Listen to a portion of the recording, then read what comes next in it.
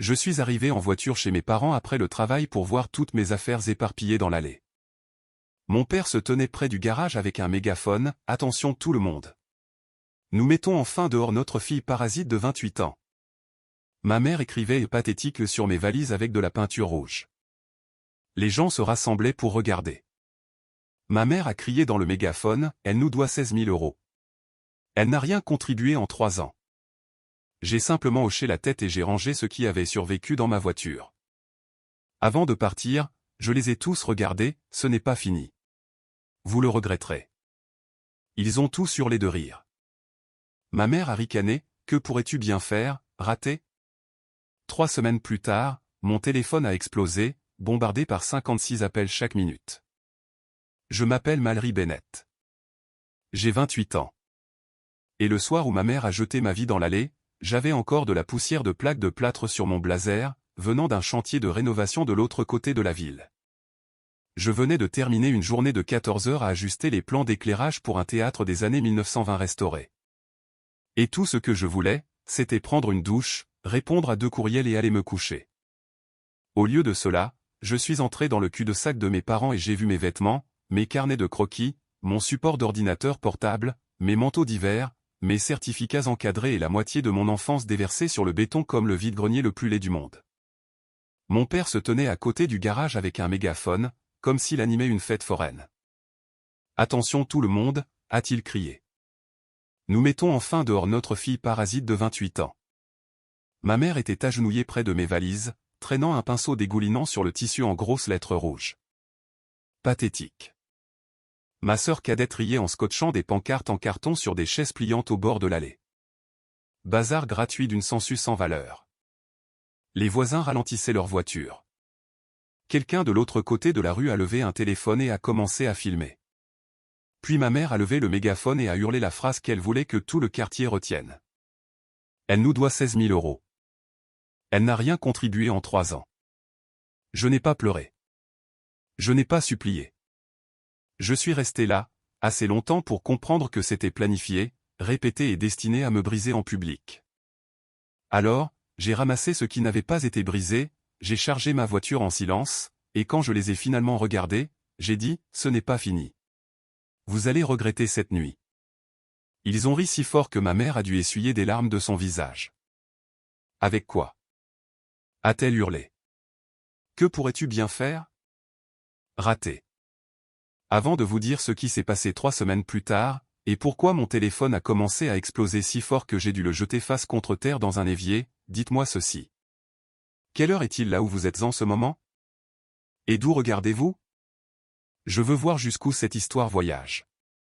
J'ai passé cette première nuit dans ma voiture derrière une épicerie ouverte 24 heures sur 24, garée sous une lumière vacillante avec la banquette arrière pleine à craquer de ma vie. À 2 heures du matin, après que l'adrénaline se soit dissipée, j'ai commencé à faire l'inventaire avec la lampe de poche de mon téléphone, 3 cadres cassés, une tablette fissurée, 2 valises imbibées de peinture, ma mallette de dessin pliée au coin. Une boîte en velours contenant la bague de ma grand-mère, vide. Cette bague manquante m'a frappé plus durement que le mégaphone.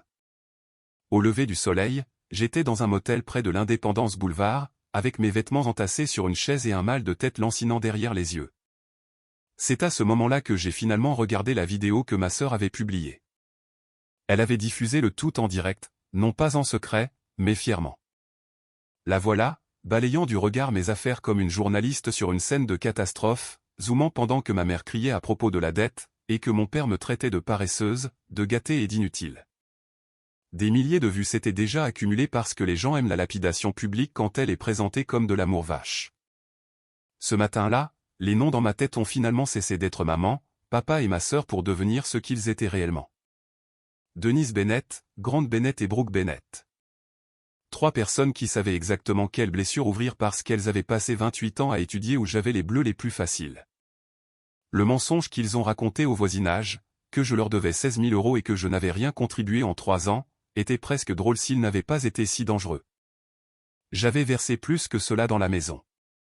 Discrètement, parce que Denise présentait toujours ses demandes comme des urgences familiales, la réparation du système de chauffage, ventilation et climatisation, les impôts fonciers, le déficit des frais de scolarité de Brooke un semestre.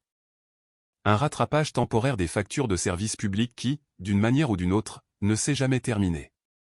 Il disait que je vivais là gratuitement, mais mon compte courant racontait une autre histoire. Je le savais parce que je suis le genre de personne qui garde des tableurs pour tout. Risque du métier. Quand vous passez vos journées à calculer les angles de lumière, les charges des luminaires et les budgets de restauration, vous devenez très doué pour conserver les reçus. À midi, j'avais réservé un box de stockage, loué un petit studio meublé avec un bail au mois, et appelé la seule personne en qui j'avais confiance pour ne pas me dire de me calmer.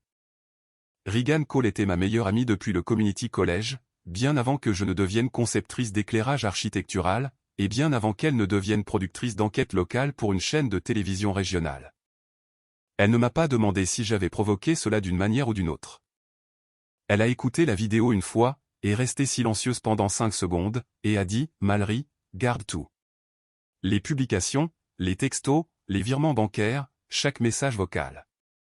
Ta famille ne t'a pas seulement humilié, ils ont construit un dossier. » Elle est venue avec du café infusé à froid, du ruban adhésif d'emballage, et la première phrase qui m'a fait me sentir à nouveau humaine. Tu n'es pas folle et tu n'es pas la méchante dans leur version. Puis elle a ajouté la partie qui a tout changé. De plus, la diffusion en direct de Brooke a capturé plus qu'il ne le réalise. Ta mère a admis le montant exact à la caméra. Si ce chiffre est faux, nous pouvons le prouver. Et s'il ne l'est pas, ils devront peut-être expliquer où est réellement allé ton argent. C'était le premier moment où la nuit a cessé de ressembler à une fin et a commencé à ressembler à une preuve. 2 jours plus tard, Regan m'a emmené dans le bureau de son frère aîné, Nathan Cole, un avocat civil avec le genre de voix calme qui fait s'asseoir les gens paniqués avant qu'ils ne tombent. Ses murs étaient tapissés de diplômes encadrés et d'une lampe LED qui clignotait toutes les quelques minutes, ce que j'ai remarqué immédiatement parce qu'un mauvais éclairage m'a toujours dérangé plus qu'il ne le devrait. Nathan a regardé la diffusion en direct, a lu la première pile de capture d'écran, puis a demandé mes relevés bancaires, mes registres de virement, mes notes Venmo et l'historique de mes courriels avec mes parents. Je m'attendais à ce qu'il me fasse un discours dramatique sur la justice. Au lieu de cela, il s'est penché en arrière, a croisé les mains et m'a dit quelque chose de beaucoup plus froid. J'ai eu un client il y a 2 ans dont la famille l'a publiquement sali. Il a dit qu'il voulait un fantasme de vengeance. Ce qu'il a obtenu, ce sont 6 mois de facture d'avocat et aucune satisfaction parce qu'il n'avait pas de documentation. Toi, tu en as. C'est la différence entre la douleur et un levier. Puis il a commencé à exposer des faits que je n'avais pas voulu voir. Denise m'avait envoyé à plusieurs reprises des textos de demandes marquées urgentes. Paiement d'impôts, avis d'assurance, manque sur l'hypothèque. Garde ça entre nous. Ne contrarie pas ton père. Grant m'avait envoyé par courriel des factures scannées et m'avait demandé de payer directement les fournisseurs parce que son compte était temporairement bloqué. J'avais traité ces messages comme un devoir familial. Nathan les a traités comme une chronologie financière. À la fin de cette première réunion, il a souligné 3 choses qui m'ont retourné l'estomac. Premièrement, les 16 000 € que Denise a hurlé dans un mégaphone correspondaient presque exactement à ce que j'avais versé dans la maison au cours des 36 derniers mois. Deuxièmement, plusieurs notifications de permis de construire pour des rénovations sur la propriété de mes parents avaient été envoyées à mon adresse électronique, pas à la leur. Et 2 formulaires semblaient porter ma signature électronique sur des projets que je n'avais jamais autorisés. Troisièmement, la police d'assurance habitation de la propriété m'inscrivait comme co-demanderesse sur un dossier mis à jour soumis 8 mois plus tôt. Je ne l'ai jamais signé. Je n'y ai jamais consenti. Nathan a fait glisser les copies sur le bureau et a dit, Mallory, il ne s'agit plus seulement de violence psychologique. Cela pourrait impliquer de la fraude, de fausses déclarations et de la diffamation, mais j'ai besoin que vous compreniez quelque chose avant que nous allions plus loin. Je pensais qu'il allait me dire que ce serait moche. Au lieu de cela, il a dit, si j'envoie des lettres, si nous demandons des dossiers, si nous contactons la banque, votre famille pourrait perdre l'accès à de l'argent, du crédit, et peut-être même à cette maison. Une fois que cela commence, il n'y aura pas de retour en arrière en prétendant que ce n'était qu'un désaccord familial. Êtes-vous prête pour cela? Il aurait dû me falloir plus de temps pour répondre. Ils étaient toujours ma famille. Denise avait l'habitude de préparer mes déjeuners avec des petits mots. Grant m'a appris à changer un pneu. Brooke avait l'habitude de se glisser dans mon lit pendant les orages. Mais les familles n'obtiennent pas une licence à vie pour vous écraser. Les familles ne peuvent pas peindre vos valises en rouge et appeler ça de l'amour. Oui, j'ai dit. Je suis prête. Nathan a hoché la tête une fois et a commencé à dicter une lettre de préservation à son assistante. Sauvegardez toutes les communications. Ne supprimez pas les publications.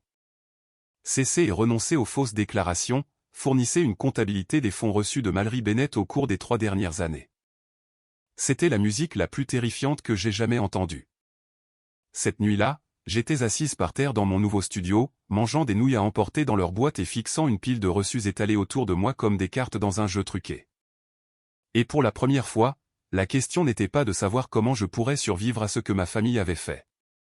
La question était de savoir quelle partie de ma vie ils avaient construite en supposant que je ne me défendrais jamais. Mes parents n'ont pas répondu à la première lettre de Nathan avec peur. Ils ont répondu avec arrogance. Denise a publié une longue diatribe sur Facebook à propos des enfants qui utilisent des mots à la mode de la thérapie pour justifier leur égoïsme. Grant a commenté en dessous avec un verset de la Bible sur le fait d'honorer son père et sa mère. Brooke a reposté des extraits de la diffusion en direct de l'allée avec des émojis rire et la légende, quand les profiteurs font enfin face aux conséquences. Ils pensaient que plus fort signifiait plus vrai. Ce qu'ils ne savaient pas, c'est que Nathan avait déjà assigné les relevés de routage bancaire liés au virement que j'avais effectué. Et que Regan avait commencé à poser discrètement des questions par le biais de contacts locaux parce que Denise siégeait au conseil d'administration d'une collecte de fonds pour les arts du quartier qui dépendait fortement d'une publicité favorable à la famille. Une semaine après l'incident de l'allée, Denise s'est présentée à cette collecte de fonds vêtue d'une robe fourreau bleu marine et d'un sourire de martyr, prête à recevoir des compliments sur sa résilience et sa maternité. J'y suis allé aussi, non pas parce que je voulais une scène, mais parce que je voulais des témoins. L'événement se tenait dans le hall d'un hôtel ferroviaire restauré du centre-ville. Tout en rampe de laiton et en lustre, et des donateurs fortunés prétendant ne pas entendre les ragots. Je suis arrivé en pantalon noir, chemisier crème et le blazer dont Denise avait dit un jour qu'il me donnait l'air trop ambitieuse pour être sympathique. Nathan est venu avec moi, non pas comme une sorte d'exécuteur de film, mais comme un rappel silencieux que les faits étaient entrés dans la pièce. Denise m'a vu la première. Son sourire a disparu, puis est revenu en place si vite que cela m'a presque impressionné. Mallory, a-t-elle dit fort, attrapant le bras d'un donateur avant que je puisse répondre. Ma fille traverse une phase difficile, mais nous prions pour sa guérison. Grant s'est avancé vers nous avec Brooke 2 pas derrière, filmant déjà avec son téléphone parce qu'apparemment toute la famille avait confondu l'humiliation avec un passe-temps. J'ai laissé Denise parler. J'ai laissé Grant dire que j'étais instable. J'ai laissé Brooke marmonner que tout le monde ici devrait savoir que je les avais saignés à blanc. Puis, quand assez de gens se sont rassemblés sans prétendre ne pas écouter, j'ai posé une question. Denise, veux-tu répéter la partie où je te dois 16 000 €? Elle a levé le menton. Absolument. J'ai sorti mon téléphone, je l'ai connecté à l'enceinte portable que Nathan m'avait tendue à l'extérieur, et j'ai joué l'extrait de l'allée où elle criait le chiffre dans le mégaphone. Puis j'ai brandi des virements imprimés, chacun avec des dates, des montants et des lignes de mémo, impôts fonciers, réparation de la chaudière, paiement des frais de scolarité, déficit d'assurance, plomberie d'urgence. Je les ai lus un par un, sans hausser la voix une seule fois. Voici 1 500 pour les impôts locaux. Voici 2 200 pour le remplacement de votre système de chauffage, ventilation et climatisation. Voici 800 pour le solde des frais de scolarité de Brooke. Voici la prime d'assurance dont vous m'avez dit qu'elle empêcherait l'annulation. Voici l'entrepreneur en toiture que j'ai payé directement après que vous ayez dit que la banque avait gelé votre compte. La pièce est devenue silencieuse d'une manière que je n'avais jamais entendue auparavant. Pas vide, mais stupéfaite. La couleur de Denise a changé. Grant m'a dit que je les embarrassais. Non, j'ai dit, ce qui vous embarrasse, c'est qu'on vous dise non pour la première fois. Puis Nathan s'est avancé et s'est présenté. Pas de manière théâtrale, juste assez clairement pour que les donateurs, les membres du conseil d'administration et les bénévoles à proximité comprennent que les rumeurs avaient maintenant des documents. Il n'a menacé personne. Il a simplement déclaré que de fausses allégations publiques concernant la dette, la contribution et la dépendance avaient été documentées et étaient en cours d'examen, ainsi que l'utilisation potentiellement non autorisée de mon nom sur des documents de propriété et d'assurance. Brooke a baissé son téléphone. Denise a essayé d'en rire, mais le rire ressemblait à du verre qui se fissure. Une femme du Conseil des Arts a demandé si la diffusion en direct était réelle. Une autre a demandé si la famille avait en effet jeté mes affaires dehors. Grant a commencé à parler trop vite, ce que font les hommes coupables quand ils réalisent qu'il n'y a plus de raccourcis sympathiques. Je suis sorti avant que la dispute ne devienne une foire d'empoigne. Dans le parking, mes mains tremblaient si fort que j'ai fait tomber mes clés 2 fois. Nathan les a ramassées, les a placées dans ma paume et a dit, ce n'était pas une vengeance. C'était une correction. La partie vengeance, c'est ce qui se passe quand les institutions commencent à s'en soucier. 3 jours plus tard, le conseil de la collecte de fonds a suspendu Denise en attendant un examen. 2 sponsors se sont retirés, et ma famille ne comprenait toujours pas que le pire n'avait même pas commencé. La guerre sur les réseaux sociaux a explosé exactement comme Nathan l'avait prédit. Denise a redoublé d'efforts avec une publication affirmant que j'avais falsifié des documents et manipulé la générosité familiale privée en une attaque publique. Grant a écrit que j'étais amer parce que j'avais échoué dans la vie et que j'avais besoin de quelqu'un à blâmer. Brooke a mis en ligne une vidéo en larmes insistant sur le fait que j'avais toujours eu du ressentiment envers la famille parce que je ne pouvais pas gérer les responsabilités d'adulte. Pendant environ 6 heures, cela a fonctionné. Des gens qui nous connaissaient à peine ont partagé des opinions à moitié informées. Des parents éloignés sont sortis de nulle part pour dire que les affaires de famille devraient rester privées. D'anciens amis de l'Église ont posté des commentaires sur la grâce et la rébellion comme s'il y avait des médailles pour utiliser les Écritures afin d'excuser la cruauté. Puis Reagan a diffusé un reportage, sans nommer tous les détails juridiques, mais avec suffisamment d'informations vérifiées pour faire bouger le terrain sous les pieds de mes parents. Il se concentrait sur un schéma plus large, l'humiliation publique des enfants adultes, le contrôle financier familial coercitif et les dangers des faux récits en ligne lorsque les preuves vidéo et les registres de paiement racontent une autre histoire. Mon visage était partiellement obscurci. Les images de l'allée ne l'étaient pas. Ni le mégaphone. Ni les pancartes. Ni le propre chat de la diffusion en direct de Brooke applaudissant pendant que mes affaires trempaient dans la peinture. La sympathie du public a basculé si violemment que j'en ai presque eu le coup du lapin. Les gens n'avaient pas besoin que je pleure devant la caméra. Ils avaient juste besoin de voir ce que Denise et Grant avaient fait, de tout leur cœur et sans honte. Une fois que l'histoire a changé, les conséquences ont commencé à arriver comme des dominos. Le Conseil des Arts du quartier a demandé à Denise de démissionner de façon permanente. Le cabinet dentaire où elle travaillait à l'accueil l'a mise en congé administratif après que des parents se soient plaints de sa conduite en ligne. La petite entreprise d'ébénisterie sur mesure de Grant a perdu 2 contrats en attente lorsque les clients ont envoyé des courriels demandant si l'homme qui criait sur sa fille avec un mégaphone était le même homme qu'ils voulaient chez eux. L'activité secondaire d'influenceuse de Brooke, dans un style sororité, s'est effondrée presque du jour au lendemain lorsque les marques se sont retirées et que les commentaires ont été inondés d'extraits de l'allée. Pendant ce temps, Nathan a déposé une demande formelle de rétractation, de préservation de tout le matériel numérique et une comptabilité complète des fonds qu'il prétendait que je leur devais. Il a également envoyé des avis concernant une éventuelle usurpation d'identité après que nous ayons obtenu des copies de soumission au comté qui semblaient contenir ma signature numérique. Mon téléphone a commencé à se remplir de numéros inconnus. Certains étaient des journalistes à la recherche de citations. Certains étaient des parents qui m'avaient ignoré pendant des années, mais qui voulaient soudainement les 2 versions de l'histoire. Certains étaient des étrangers qui me traitaient de courageuse, ce que je ne savais pas comment porter car le courage semblait plus propre que ce que je ressentais réellement. Ce que je ressentais, c'était de la fatigue, de la fureur, un sentiment de justice, le cœur brisé. Puis est venue la première vraie fissure chez ma sœur. Brooke a envoyé un message à 1h14 du matin. Je ne savais pas que maman utilisait ton nom sur les papiers. Je le jure. Elle a dit que tu avais accepté. S'il te plaît, appelle-moi. Je n'ai pas répondu. 15 minutes plus tard, un autre est arrivé. Elle dit que si tu dis simplement aux gens que c'est un malentendu, tout cela s'arrêtera. Ce message m'a dit tout ce que j'avais besoin de savoir. Il pensait toujours que mon silence était le levier. Il croyait toujours que j'existais pour nettoyer leurs dégâts. Alors, au lieu d'appeler Brooke, j'ai envoyé la capture d'écran à Nathan. Le lendemain matin, il a transmis un avis du comté confirmant une enquête sur des divergences dans les demandes de permis liées aux améliorations de la propriété de mes parents, une conversion d'atelier détaché. Des mises à niveau électriques et une extension arrière qui avaient augmenté l'évaluation de la maison. Des améliorations faites pendant que Grant me disait que la maison tenait à peine le coup. des améliorations déposées en utilisant un nom et une adresse électronique qui pointaient directement vers moi. Le même après-midi, le prêteur qui examinait le refinancement en attente de mes parents a suspendu la demande. Leur accès à l'argent rapide a disparu. La maison qui avait servi de scène à Denise et de royaume à Grant est soudainement devenue un passif avec des papiers attachés. C'est à ce moment-là que le ton des appels a commencé à changer. Pas en colère, paniqué. Mallory décroche. C'est allé trop loin. La banque pose des questions. Ta mère a des douleurs à la poitrine. Brooke s'effondre. Nous pouvons en discuter en famille.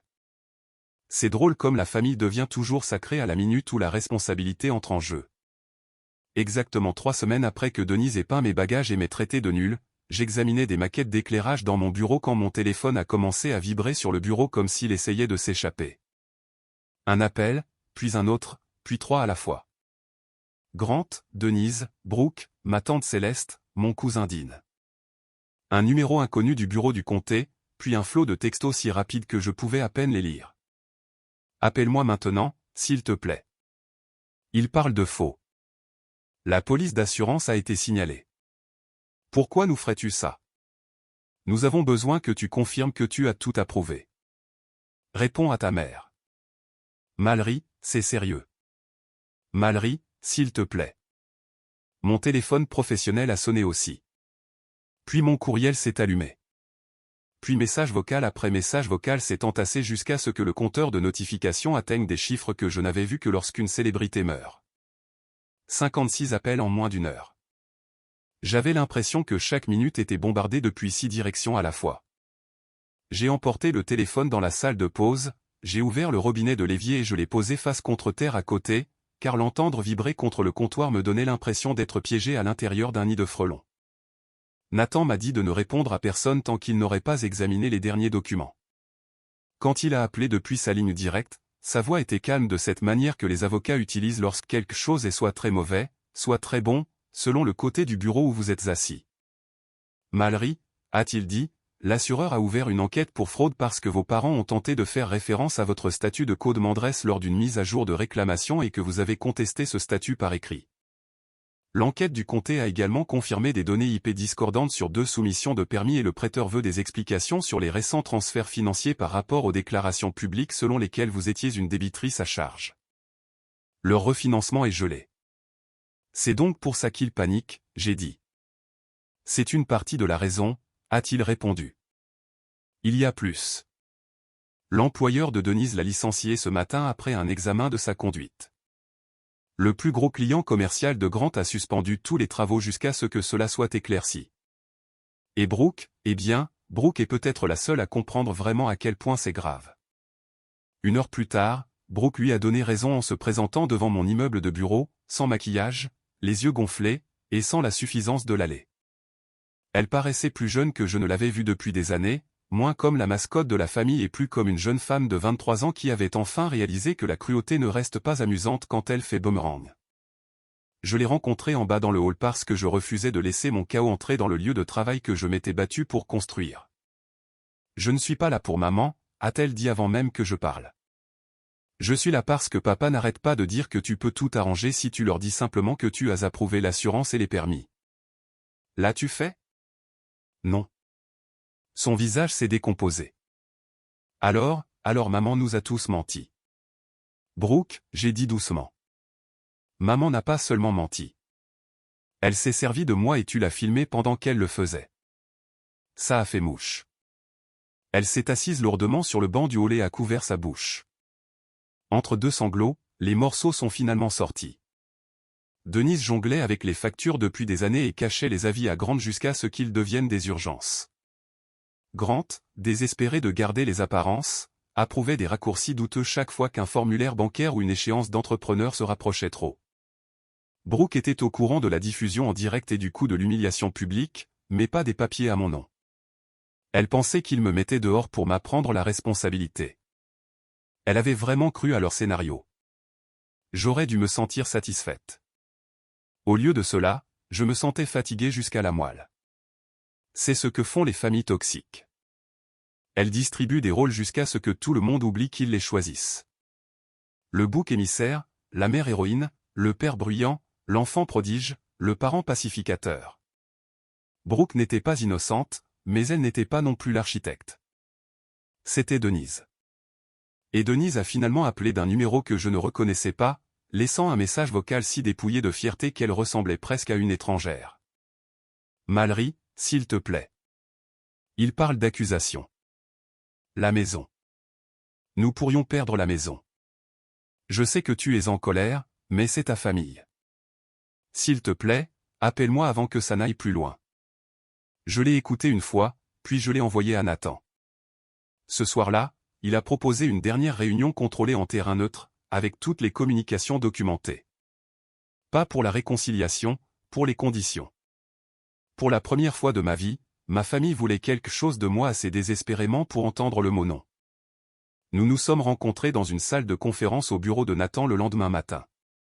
Pas de public de café, pas de donateurs de collecte de fonds, pas de voisins prétendant ne pas regarder, juste des lumières fluorescentes, un bloc-notes, une boîte de mouchoirs que personne n'a touché, et le genre de silence qui force les gens à affronter la version d'eux-mêmes qu'ils ont fui. Denise avait l'air 10 ans plus vieille que sur l'allée. Les épaules de Grant s'étaient affaissées, comme si la colère avait été la seule chose qui maintenait sa colonne vertébrale droite. Brooke était assise au bout de la table, se tordant les mains et me regardant comme si elle n'était pas sûre d'en avoir le droit. Nathan a commencé par fixer les règles. Une personne parle à la fois. Pas de cris, pas de réécriture des faits documentés, et pas de communication directe avec moi en dehors des canaux approuvés par l'avocat, sauf si j'en décidais autrement. Denise a pleuré avant même que 5 minutes ne se soient écoulées. Pas des larmes élégantes, pas des reniflements manipulateurs. Elle a sangloté comme quelqu'un qui voit le sol se dérober sous une vie que les apparences, pensait-elle, pourraient toujours sauver. J'étais dépassé, a-t-elle dit. J'essayais de tout maintenir. Je ne voulais pas que ça aille aussi loin. Je l'ai regardé et j'ai ressenti quelque chose de plus froid que la haine. La clarté. Tu as acheté de la peinture rouge, j'ai dit. Tu as trouvé un mégaphone. Tu as fait des pancartes. Brooke l'a filmé. Papa l'a annoncé au voisinage. Ça n'est pas allé trop loin. C'était le plan. Grant a essayé d'intervenir avec un discours sur le stress, la fierté et la pression financière, mais Nathan l'a arrêté et a fait glisser des copies des formulaires contestés sur la table. Avant que cela ne redevienne émotionnel, a-t-il dit, nous devons aborder le problème pratique. Mallory n'a pas autorisé l'utilisation de sa signature ou de son statut sur ces documents. Elle n'a pas consenti à être répertoriée comme code Mandresse sur le dossier d'assurance mis à jour. Elle ne doit pas les 16 000 € réclamés à plusieurs reprises en ligne et en public. En fait, les dossiers disponibles montrent le contraire. Denise a chuchoté, nous rembourserons. Nathan a répondu pour moi, le remboursement est une condition, pas la seule. Puis ce fut mon tour. J'avais répété quelque chose de féroce et de cinématographique dans ma tête la veille au soir. Mais quand le moment est venu, je n'avais pas besoin de théâtralité. J'avais besoin de précision. Voici ce qui se passe ensuite.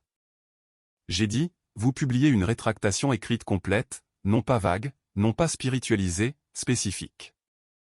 Vous admettez que j'ai contribué financièrement au ménage. Vous admettez que j'ai été publiquement humilié.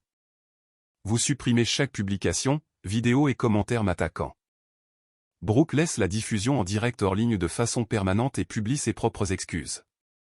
Papa envoie un avis écrit au client à qui il a menti si mon nom a jamais été mentionné.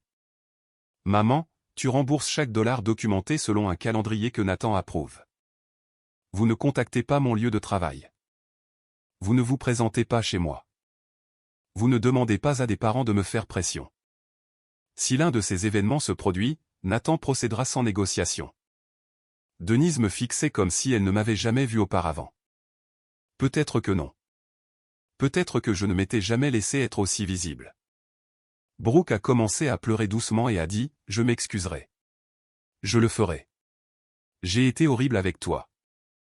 Cette partie a fait plus mal que je ne l'attendais car pendant une seconde, j'ai vu la petite fille qui avait l'habitude de m'apporter des sucettes glacées sur le porche en été. Tu l'as été, j'ai dit, et je ne suis pas prête à te faciliter la tâche. Grant a demandé si j'étais vraiment prête à laisser la famille s'effondrer pour un malentendu. J'ai presque ri. Non, j'ai dit, La famille s'est effondrée le soir où vous avez fait un spectacle de me jeter dehors. Je refuse juste d'être enterré dessous. Il y a un moment où les personnes qui contrôlent réalisent que la culpabilité ne fonctionne plus. Où vous pouvez physiquement voir la stratégie mourir dans leurs yeux. Denise a atteint ce moment la première. Elle a cessé de supplier, de recadrer, de me traiter de dramatique. Elle avait juste l'air fatiguée, honteuse et plus petite que la femme au mégaphone. « Et si nous faisons tout cela ?» a-t-elle demandé. Qu'est-ce qui se passe ensuite?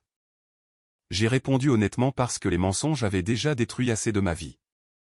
Alors peut-être qu'un jour j'arrêterai de sursauter quand mon téléphone sonnera. Peut-être qu'un jour je me souviendrai de vous sans entendre une foule rire.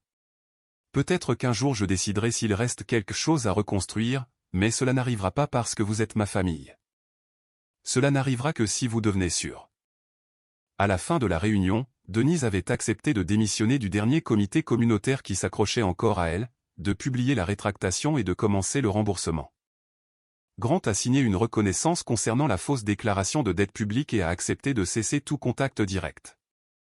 Brooke a proposé des excuses écrites et, à ma surprise, a demandé des références pour une thérapie au lieu du pardon. Nathan m'a dit plus tard que c'était la première chose vraiment intelligente que quelqu'un à cette table ait faite. Les déclarations publiques ont été publiées dans les 48 heures. Denise a été critiquée en ligne. Oui. Mais plus important encore, le dossier a changé. Le silence de Grant est devenu les excuses qu'il pouvait réellement gérer. Les abonnés de Brooke l'ont vu admettre qu'elle avait aidé à humilier sa propre sœur pour l'approbation et l'attention. Certaines personnes se sont moquées d'elle. D'autres l'ont remerciée d'avoir dit la vérité. Je me fichais de savoir laquelle. Ce qui m'importait, c'est que le mensonge était mort. Et quant à la maison, ils l'ont gardée de justesse après avoir bataillé avec un plan de paiement et vendu des biens que Grant avait autrefois traités comme des symboles de statut. Ils n'ont pas tout perdu. Ils ont perdu le fantasme qu'ils pouvaient me faire n'importe quoi et se qualifier encore de juste. J'ai emménagé dans un appartement ensoleillé au-dessus d'une librairie à Sutton. Je l'ai rempli de lampes chaudes, de lignes épurées, et d'absolument rien qui sentait la peur. Un mois plus tard, j'ai été promue conceptrice principale sur un projet de restauration de théâtre dans lequel j'avais failli me perdre dans le chaos de cette guerre familiale. Le soir où nous avons testé la séquence d'éclairage finale, je me tenais seul au balcon et j'ai regardé une scène sombre s'animer sous des signaux que j'avais construits moi-même. Ambre doux sur le proscénium, lumière froide sur les rideaux de velours, or s'épanouissant sur un plâtre qui avait passé des années fissuré et ignoré.